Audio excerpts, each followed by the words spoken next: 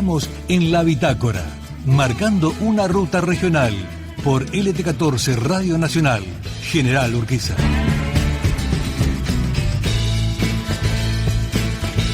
Bueno, estamos en la última semana del programa y por consiguiente, al ser el último martes, será la última aparición pública en esta radio, por supuesto, de mi amigo Juan Pablo Enríquez. Hola Juan Pablo, ¿cómo estás? Hola Jorge, a vos y a todo el equipo, un placer estar hablando con ustedes.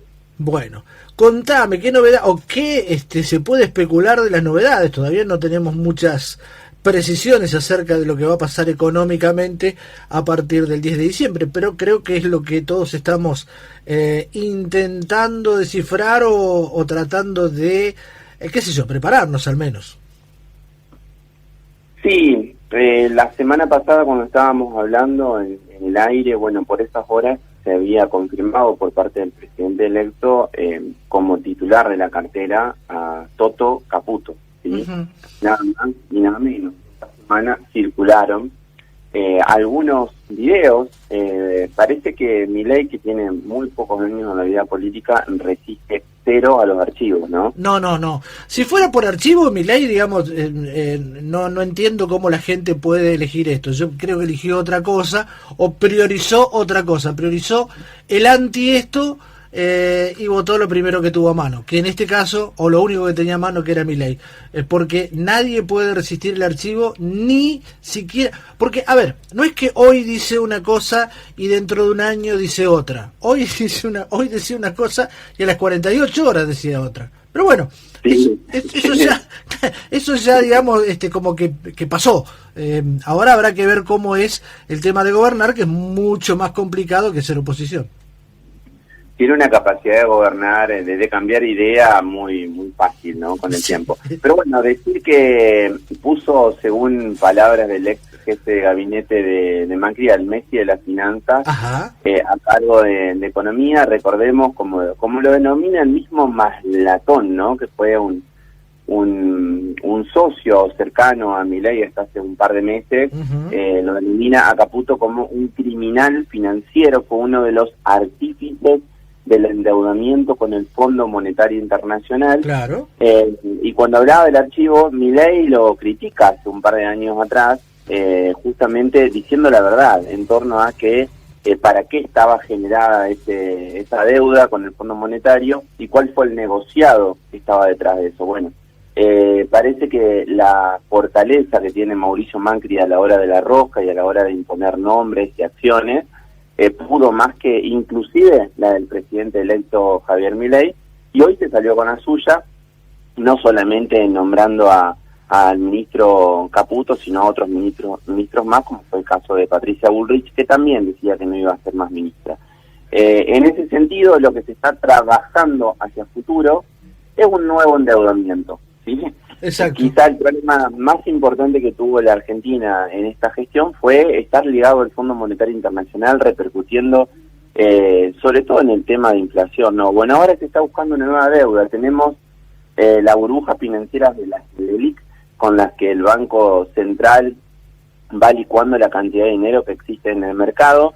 Recordemos que hoy representan 14 billones de pesos, sí, son prácticamente 2 bases monetarias, y la idea de Caputo es que se le pague con dólares. Estamos hablando alrededor de a un tipo de cambio que ellos pretenden cuando devalúen luego de asumir de 900 pesos, eso será catastrófico. Estamos hablando de que le van a pagar a los bancos esa cifra en dólares, y quien va a asumir la deuda, una nueva deuda con el Fondo Monetario Internacional o con algún agente financiero internacional, es justamente el pueblo argentino. Sí, totalmente. Y recordemos que Caputo fue el del plan de la deuda 100 años, ¿no? Exactamente. Y además una cuestión para nada menor. Los dólares se conseguirían, porque Argentina no tiene mucha capacidad de darse en el mundo, garantizándolo con bienes, ¿sí? Con patrimonio nacional, como puede ser acciones de IPF o la recaudación del ANSES. El Fondo de Garantía de Sustentabilidad del ANSES, ¿sí? que es una gran derrota cultural, económica y política que tuvo en algún momento el poder económico. Aquella fue una idea del ex ministro Amado Boudou, que se llevó adelante en la gestión de Cristina. El Estado se quedó con acciones de empresas muy representativas que hoy oscilan en alrededor de 60.000 millones de dólares. Bueno, vienen por eso, y nada será gratis, ¿no? Imagínense que si en este escenario nos encontramos en una situación de vulnerabilidad, justamente como causal principal del endeudamiento, y la idea de Milei es venir a endeudarnos más, además hay un traslado de deuda, ¿no? Porque tenemos una deuda en pesos con las entidades financieras. Sí, a una deuda en dólares. Que va a pasar a ser una deuda en dólares. Estamos hablando como una especie de estatización de deuda, como se hizo en la dictadura militar, en la gestión de Domingo Cavallo, el presidente del Banco Central, cuando las familias más ricas de la Argentina licuaron sus pasivos en dólares por pasivos en pesos. Bueno, en este caso va a ser al revés. La deuda en pesos va a pasar a ser una deuda en dólares que va a tener que pagar con el sudor de su frente el pueblo argentino. Lo cual va a generar un bienestar pasajero,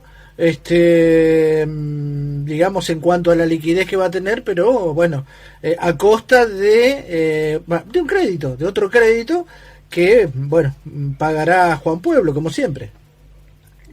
Seguramente, no, para colmo las cuestiones macroeconómicas indican que la Argentina para el año que viene, como bien lo venía señalando Massa en su campaña, va a tener guarismos importantes en términos de generación de exportaciones, ¿no? Y eso de alguna manera viene a intensificar el nivel de reservas del Banco Central, que por ahora sigue con vida el Banco Central, y la dolarización medio que pasó a la historia. Recordemos que Caputo es un hombre de los mercados, y con lo cual la idea de Milei se pospone. Todo lo que venía proponiendo Milei se pospone, y ahora comienza a regir a partir del 10 de diciembre la agenda Macri, ¿sí? Que, por cierto, en el día de hoy tuvo un gran espaldarazo del Poder Judicial, que pareciera que controla, ¿no? Muchísima casualidad, que le dio favorable el fallo de posponer las elecciones en Boca.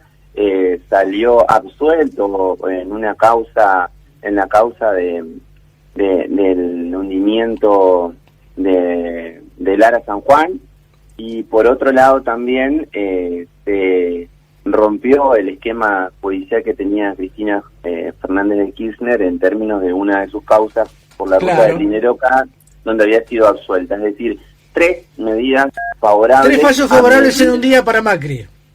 Después dicen que la justicia es independiente, claro. No es menor ese dato, ¿no? Porque, no, sí, uno se ríe porque no hay la verdad que ya no tiene ninguna manera, y sobre todo nosotros, ¿no?, ciudadanos de a pie, de salvarse, porque es como decía el Martín Fierro, ¿no?, más actual que nunca: hacete amigo del juez, no le des de qué quejarse. Esto pone en evidencia que, al carecer de estructura, Javier Milei, el gran ganador de estas elecciones, se llama Mauricio Macri. Absolutamente. Que no solamente viene por el segundo tiempo que había escrito en su libro a imponer sus medidas, a hacer negocios, en definitiva, con el Estado argentino, a vulnerar cada una de las legislaciones, porque después, como esto seguramente no tiene muy buen final, le va a echar la culpa a Milei, siendo que él va a poner todas las bombas para que estallen. Lo estoy hablando en términos políticos, obviamente, y manejando no solamente la política, no solamente gran parte del Poder Judicial, sino también su visión sobre el fútbol, pretendiendo generar el esquema de sociedades anónimas a las entidades deportivas, que son asociaciones civiles, todo el mundo del negocio a sus pies. Lamentablemente volvemos a reeditar la peor de nuestras partes históricas, que fue la gestión de Mauricio Macri. Es más ultraderecha que Milei, yo te diría, Macri. Así que con eso estamos hablando todo, porque es similar a lo de Trump, a lo de Bolsonaro y a todo eso, ¿no? Es algo que ya está, bueno, manejándose y saliendo tercero en una elección. Fíjate vos cómo maneja lo que fue una jugada muy inteligente, el tema de asociarse rápidamente con Milei y aprovechar los errores y aprovechar todo lo que el rechazo que generaba el gobierno, el kirchnerismo y todo eso, bueno, para lograr esta como decís vos, ¿no? Esta vuelta, incluso hasta sin costo político casi, ¿no? Porque como vos decís, la culpa va a ser ¿de quién? Del presidente, de Milei. Claro, y ahí se va a correr. Mientras tanto, ella habrá realizado todos los negociados de totalmente.